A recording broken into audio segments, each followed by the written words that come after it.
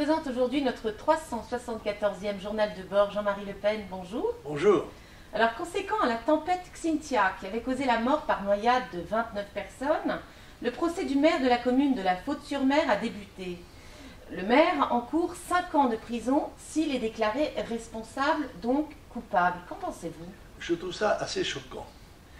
C'est une question sur laquelle j'ai un avis, je crois, qui est fondé. Parce que les conditions de la catastrophe sont exactement celles qui avaient provoqué le drame en Hollande en 1953. Vous vous souvenez que j'étais allé avec 40 étudiants pendant 15 jours ou 3 semaines sur les digues de ce pays qui avait eu des milliers de morts par la rupture des digues et par la conjonction qui est exactement la même, grande marée, tempête et inondation. Ces 3 facteurs étaient connus et auraient dû amener le responsable de la sécurité des personnes, qui est non pas le maire, mais le préfet du département, à prononcer un arrêté d'évacuation. Il ne l'a pas fait et il n'est pas dans le box, ce que je trouve choquant, car il est le principal responsable de l'aspect le plus dramatique de cet épisode, à savoir la mort de 29 personnes. Si il n'y aurait eu que des dégâts matériels, parce que c'est vrai que ça a été construit plutôt en contrebas de la mer, avec une digue insuffisante, bref, des conditions qui étaient en elles-mêmes dangereuses. Mais c'est au préfet de veiller à la sécurité des personnels, il ne l'a pas fait. Et il n'est pas impliqué dans le procès, ce que je trouve éminemment choquant. Et alors revenons au dossier de la ferme-usine des 1000 vaches, si vous voulez bien.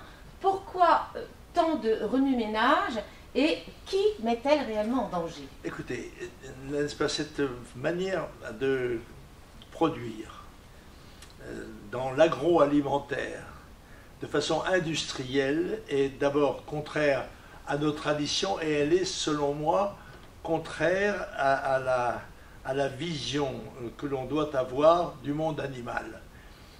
Les animaux dont nous servons pour nous aider ou nous nourrir, ou nous accompagner même, ont droit au respect. Ce sont des créatures de Dieu comme nous. Et par conséquent, si ce respect n'est pas appliqué, c'est en contravention avec toutes les lois, à la fois divines et humaines.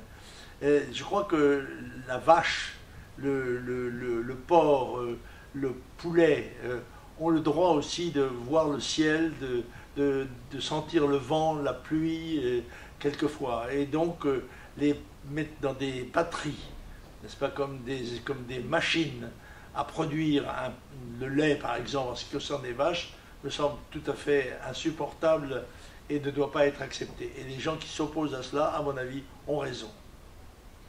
Alors ce mardi était marqué par le procès des bonnets rouges qui avaient détruit les portiques écotaxes.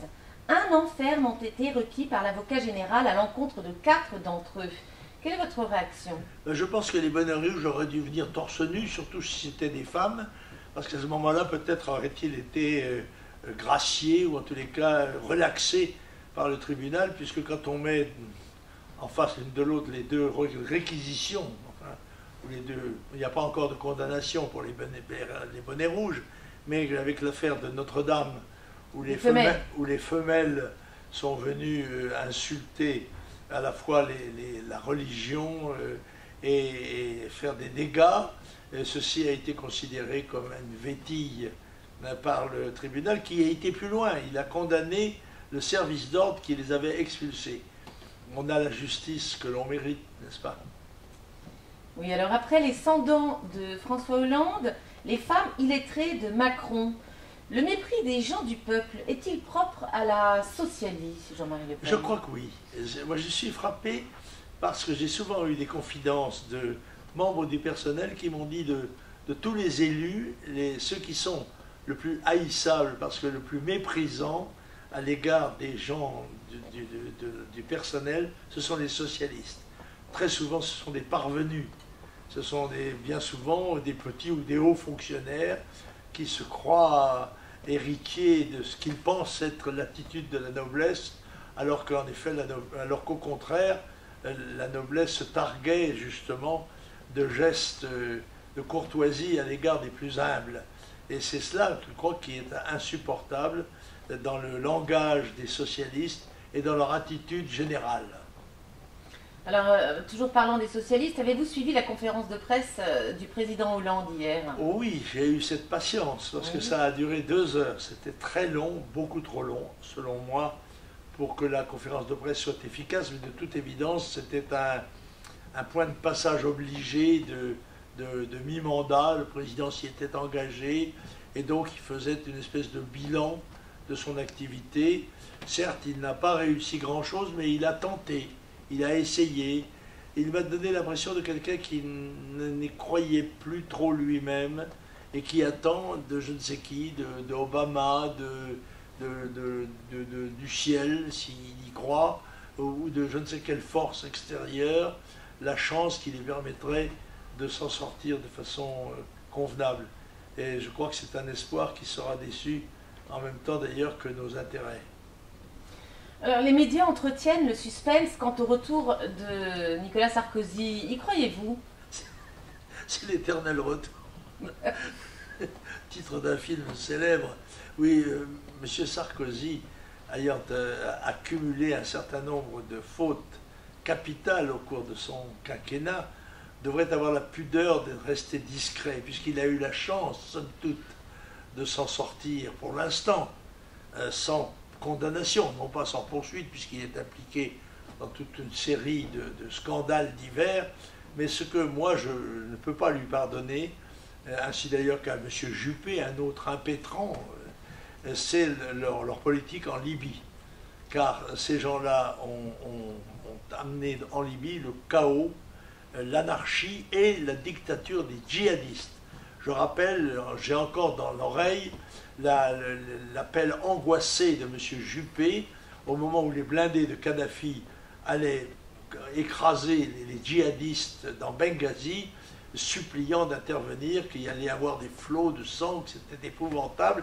Eh bien, en effet, Sarkozy a tué, ou en tout cas contribué à éliminer, même physiquement, dans les conditions que l'on sait, Kadhafi, qu'il avait reçu pompeusement à Paris en d'autres circonstances, mais il a surtout mis en place les djihadistes, les tribus, le chaos, et provoqué la sortie de toute une masse de matériel de guerre qui se retrouve dans le Sahel contre nos propres soldats. Je dois dire que j'ai honte de ce que la France a fait là, sous le nom de M. Sarkozy, et ça devrait le rendre discret. Je conseillerais aussi de raser sa barbe pour ne pas avoir l'air d'un vieux jeune homme barbu. Alors, une infirmière volontaire de Médecins sans frontières, contaminée par le virus Ebola, a été rapatriée en France. Qu'en pensez-vous, honnêtement? D'abord, je voudrais tirer mon chapeau à ces volontaires, à ces héros et ces héroïnes françaises qui font un travail de charité, n'ayons pas peur du mot, à leurs risques et périls, au péril de leur vie. Et ça, je crois que c'est un des gages, peut-être, de la capacité de sursaut de la France. Car la France a besoin de héros pour survivre. Et mes sentiments, et ceux de je pense, la plupart des Français, vont bien sûr vers cette jeune femme qui a pris ces risques et devant une terrible maladie que j'avais évoquée, d'ailleurs non sans être l'objet immédiatement des lazis et des critiques d'un certain nombre de bien-pensants. Mais bien sûr, il y a là une menace qui est mortelle pour peut-être des centaines de millions de gens. Et il n'est pas certain du tout que l'Europe puisse tenir à l'écart de cette pandémie. Je me rappelle simplement, à titre d'information, qu'en 1918, ce qu'on a appelé la grippe espagnole a fait, d'après les chiffres actuels, 100 millions de morts, c'est-à-dire 10 fois plus que les 4 ans de la guerre 14 en une seule année. C'est dire que l'épidémie ou la pandémie, qu'un conflit nucléaire, par exemple, pourrait avoir des conséquences considérable sur une démographie mondiale qui, je le rappelle, n'a cessé de progresser et a fait passer en un siècle et demi la population mondiale de 1 milliard à 7 milliards d'habitants, continuant à grandir. Je crois avoir cité le chiffre l'autre jour, on le donnait comme prévision pour 2050 pour le Nigeria, qui aurait à cette date 440 millions d'habitants. C'est dire que si des processus de régulation, comment dirais-je, extra-humains n'interviennent pas, n'importe comment, la surpopulation créera des drames absolument insurmontables. Et alors l'Écosse a dit non à son indépendance. Oui. Vous êtes content? Ben, moi, j'étais contre l'indépendance. Je sais. J'ai beaucoup de sympathie pour les Écossais, rappelant que nous avons la nationalité écossaise, sans le savoir d'ailleurs, et eux la nationalité française. Mais quelle que soit la sympathie que l'on puisse avoir pour cette partie du Royaume-Uni, j'étais quand même je suis assez choqué par la réaction des régions riches qui désirent acquérir leur indépendance parce que le poids de la solidarité nationale leur pèse par trop. Ils voudraient bien profiter de leur richesse et laisser les pauvres confire dans la leur, dans leur pauvreté. Alors bon, en plus, je pense que ça aurait été un exemple détestable de démantèlement des nations telles qu'elles existent et telles que l'Union européenne essaye d'ailleurs de les disloquer, de les raboter, d'en diminuer la souveraineté. Par conséquent, je trouve que c'est plutôt une bonne nouvelle. Ça se traduira sans doute par des cadeaux britanniques au Parlement écossais.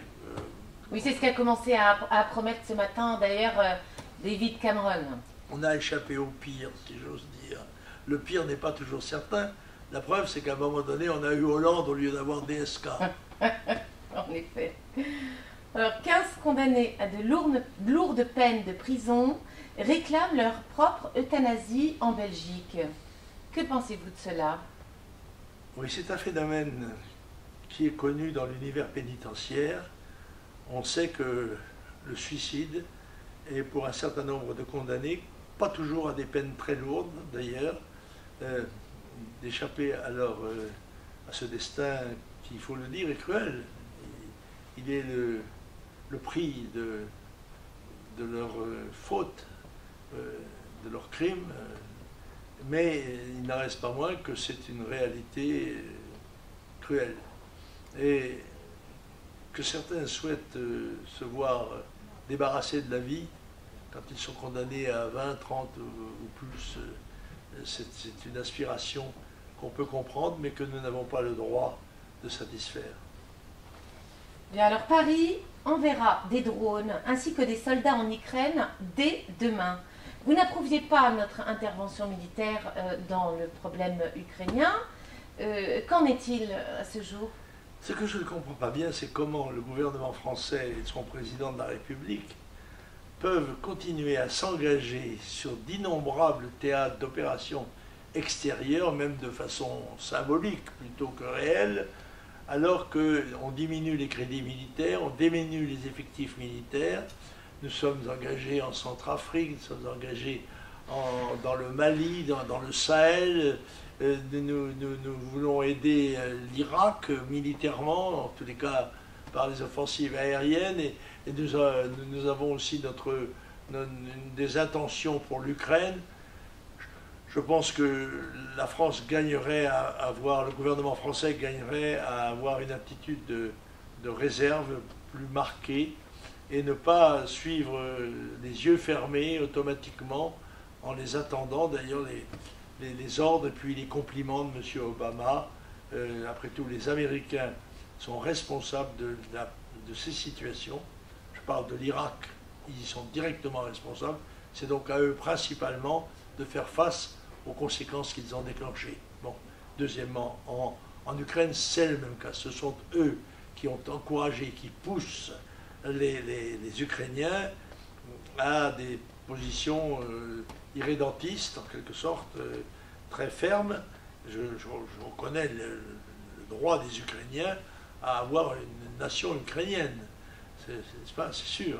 Mais d'un autre côté, il faut aussi que ceux qui ne sont pas de cet avis puissent avoir l'occasion, peut-être dans un fédéralisme interne à l'Ukraine, de s'exprimer et de défendre leurs intérêts, voilà, qui sont quelquefois, il faut le dire, très contradictoires.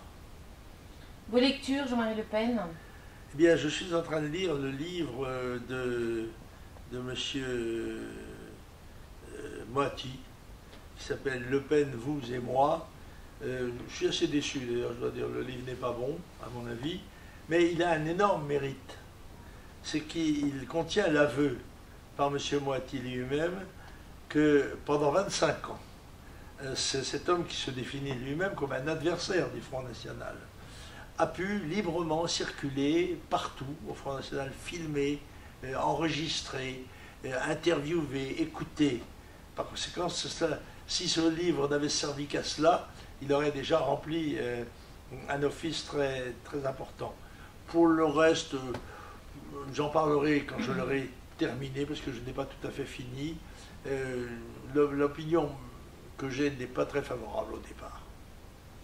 Bien, alors Jean-Marie Le Pen, je voulais juste vous rappeler que dimanche prochain, dimanche 21 septembre, une manifestation pacifique en soutien aux chrétiens d'Orient se déroulera à Paris à 14 h, place de l'Opéra. Toutes les bonnes volontés y sont conviées. Beaucoup de, comment dirais-je, d'associations caritatives comme SOS Enfants d'Irak, tenue par présidée par votre épouse Jeannie Le Pen, mais aussi SOS Chrétiens d'Orient. Aussi, nous aurons, comment dirais-je, la participation du parti Kataeb, soutenu bien entendu par le président libanais Amin Gemayel, et d'autres, comment dirais-je, d'autres mouvements qui pacifiquement viendront tous ensemble réunis, solidaires, car il est bien entendu que unis, les chrétiens sont invincibles. Et je l'espère, mais je vous ai dit comme la dernière fois que je ne serai pas des vôtres, puisque je suis en Bretagne retenu par une obligation frontiste d'ailleurs, des engagements pris depuis longtemps, mais je serai de tout cœur avec vous, bien sûr. Merci infiniment. Alors nous nous retrouvons quand même la semaine prochaine. Au revoir. Au revoir.